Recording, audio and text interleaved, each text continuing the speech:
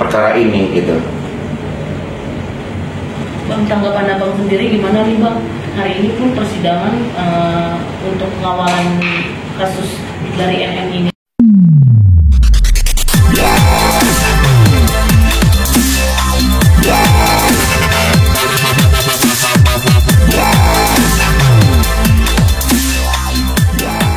Oke, jadi begini.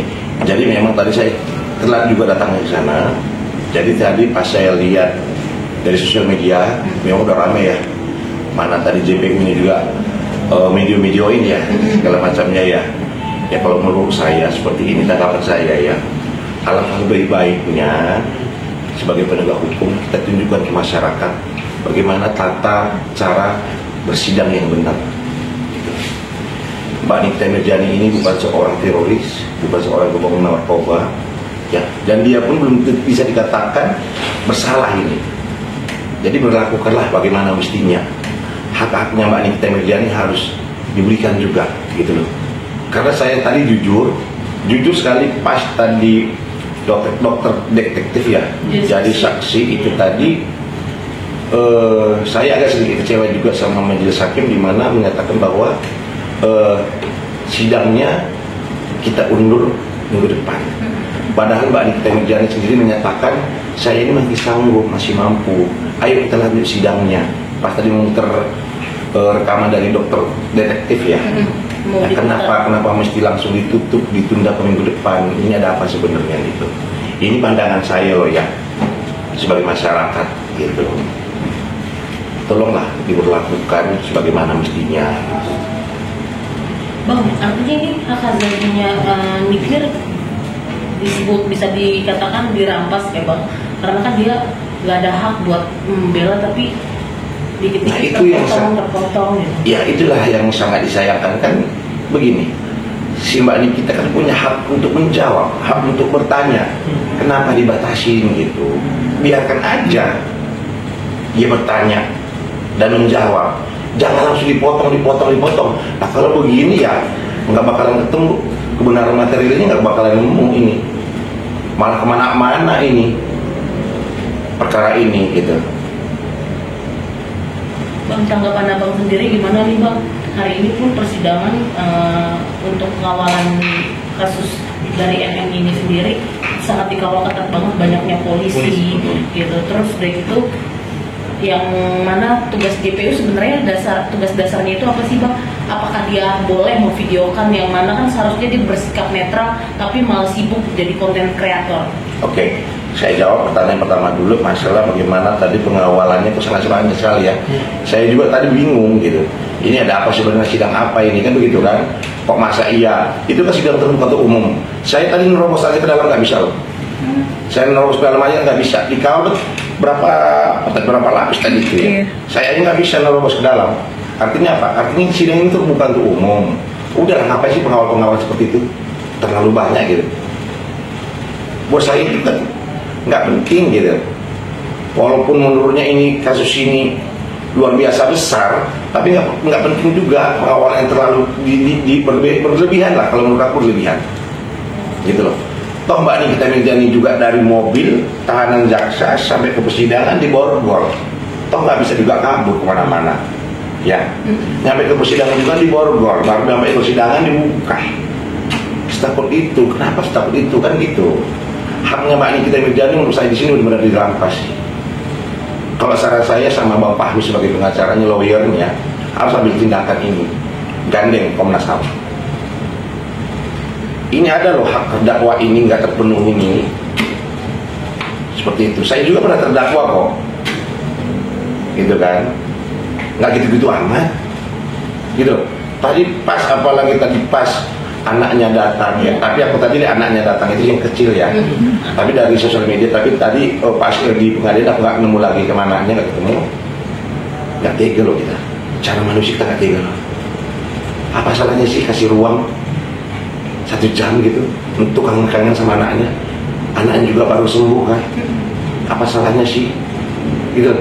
Kita jangan bicara masalah hukum dulu deh, kita bicara masalah hak asasi manusia paling mendasar tuh. Kenapa gak diberi haknya itu gitu? Kenapa harus Mbak Nikita Mirzani ini diberlakukan nggak sewajarnya, nggak sepatutnya gitu loh. Sangat disayangkan kalau menurut saya, sangat disayangkan. Apalagi tadi pertanyaan kedua, jaksa penuntut umum ini tugasnya apa sih Bang? Oke, kalau misalnya memang ini kan sekarang jaksa penuntut umum ini kan tahanannya udah jaksa penuntut umum ya, sini Pak Nikita Mirzani ya. Setelah tahap 2 kemarin, memang beliau tanggung jawab dari penyidik Polda jatuhnya ke kejaksaan kan. Gak pantas lah seorang JPU memvideo-videokan buat apa? Buat apa coba? Gak penting gitu.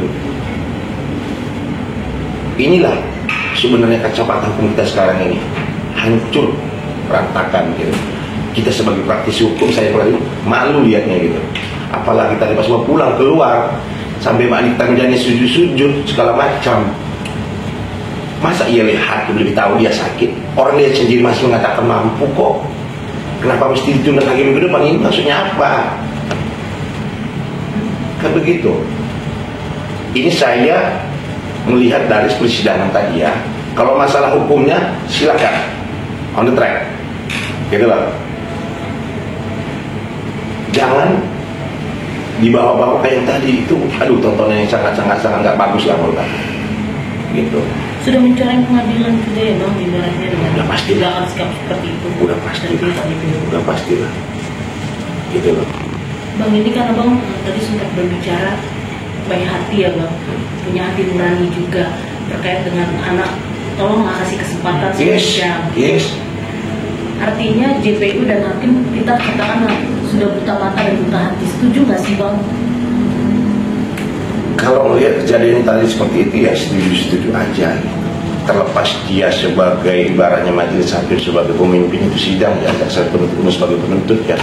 Apa sih salahnya ngasih ruang 1 jam untuk kangen sama anaknya gitu. Saya rasa juga JPU sama penuntut JPU sama majelis hakim itu kan punya keluarga, punya anak juga. Kalau hal yang sama one day nanti diberlakukan sama mereka, apa mereka nanti gak teriak? Cobalah dari hati nurani aja gitu. Gitu. Sebenarnya kita pengadilan itu cari apa sih sebenarnya? Cari keadilan toh? Ya kan? Berarti cari keadilan berarti memberikan rasa keadilan. Nah, Mbak Nikita Mirzani di sini merasa keadilan nggak dapat nih.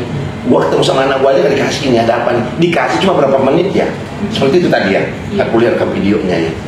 Dan diusir alasannya karena di bawah umur. Ya, anak-anak di bawah umur ya. Kalau misalnya di bawah umur itu mungkin memang peraturannya seperti itu. Anda di bawah umur nggak bisa masuk pengadilan. Tapi maksud aku dikesampingkan dulu itu, kasih dulu anak waktu sejam deh. Kalau kasih jam 30 menit deh. Ayo tangan sama anak dulu deh. Bang, target di awal persidangan Niki masih mau minta rekamannya diputar, tapi tetap ditolak, hakim menolak. Ya. Abang sebagai hukum melihatnya seperti persidangan itu emang nanti itu harus dibuktikan di pembuktian atau gimana? Ini sebenarnya udah masuk ranah pembuktian nih. Udah masuk ranah pembuktian nih. Nah, makanya aku bilang kalau misalnya Mbak Nikita Mirzani memang merasa punya rekaman sebagai bukti baru, itu nanti dikeluarkan pada saat Mbak Nikita Mirzani dia beri kesempatan untuk meringankan dia saksi ada cat ya, ataupun nanti keterangan terdakwa pasti ada nih, kayak aku kemarin tuh keterangan terdakwa jelaskan di sini, majelis ini loh saya punya rekaman, saya mau diputar, itu majelis hakim bisa menolak. Karena apa? Karena memang udah waktunya Mbak Nikita Mirzani menyatakan ini ada bukti loh, kalau saya dikondisikan saya mau putar nih, ada waktunya memang kalau itu ya. Itu kalau misalnya majelis hakim menolak, kalau menurut saya dari awal saya bilang kemarin juga pas ke wawancara minggu lalu belum versi gitu ya, bisa-bisa aja hakim menolak itu karena memang belum momennya. Nah, Mbak Nikita Mirzani kenapa juga dia marah-marah nggak diputarkan, karena Mbak Nikita Mirzani juga merasa bahwa hak-haknya nggak dipenuhi sebagai terdakwa gitu loh, kayak gitu. Bang, terkait Niki kemarin marah kita juga ada masih juga. Ini bisa memberatkan Niki guys Bang untuk keputusan akhir kan secara Abang Abdullah juga beberapa kali kan dinilai oleh hakim. Ya. Abang sendiri gimana? Jadi gini, pertanyaan kamu tadi Mbak Nikita Mirzani marah-marah. Tapi kalau misalnya saya lihat dari awal dia persidangan sampai tadi, malah hari ini marah-marahnya berkurang banget. Hari ini saya lihat marah-marahnya kurang banget, gitu. Malah dia pun minta ke hakim itu bahwa tolong majelis hakim kita lanjutkan sidangnya begini nyumat-nyumat. Sampai merinding gue. Gitu. Yang paling mengesankan buat gue tadi adalah ketika dia dibawa keluar dengan pengawalan yang ketat gitu, buang air mata gue sebentar sama. Sampai dia juga menangis juga nih kita. Iya, sampai air kok ya gila ini gitu. Kenapa diperlakukan seperti ini gitu. Itu sih. Bang, ini kan juga berbanding terbalik dengan abang nih bang. Sahabat abang sendiri, Zanzabela malah kembali menyerang. Kamu gimana sih bang? Kalau Mbak Zanzabela menyerang itu haknya dia. Kalau aku juga kan dari awal aku bilang aku sudah memaafkan, kalian juga tahu memaafkan, udah ikhlas lahir batin, nggak mau yang namanya dendam. Karena apa? Kalau misalnya aku dendam sampai sekarang jadi penyakit dia punya, jadi aku udah ikhlas. Apalagi aku melihat kasus ini dia seorang ibu single parent, aku kasihan secara kemanusiaanku, nggak bisa dibohongi bahwa aku kasihan sama beliau. Seperti kalau misalnya Mbak Zanzabela mendukung, itu hanya Mbak Zanzabela, aku nggak bisa ngomong apa-apa. Ya, itu urusan Mbak Zanzabela. Tapi Kak Zanda ada cerita juga nggak bang terkait dengan belum lama ini kan dia dapat musibah gitu bang di jalan sampai ada pengeroyokan atau penyerangan gitu ya di sosial medianya dia posting. Mungkin Itu aku belum berkabar sama Mbak Zanzabela, belum ada berkabar. Dan aku juga belum melihat posting, memang ada. ada bang. Oh, coba ada lagi. Habis dirawat juga di rumah sakit. Oh, belum ada aku berkabar itu sekali.